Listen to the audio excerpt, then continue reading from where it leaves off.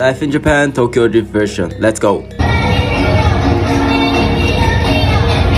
So guys, today nandito kami ngayon sa Tokyo Akihabara. May pa-car show sila dito at ang entrance fee is 1,000 yen and may free Red Bull. So simulan na natin agad. Number 1, Lambo.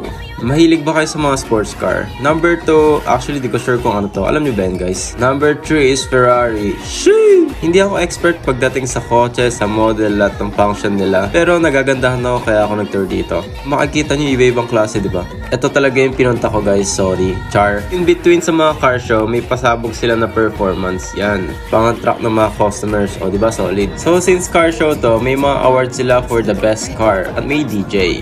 Though nangyari to noong March, nagpapa-event naman sila from time to time. Kaya kung gusto nyo ng update, follow nyo ako sa Instagram para makita nyo yung next car show. Ito nga pala yung pinaka-nagustuhan ko. I think BMW siya.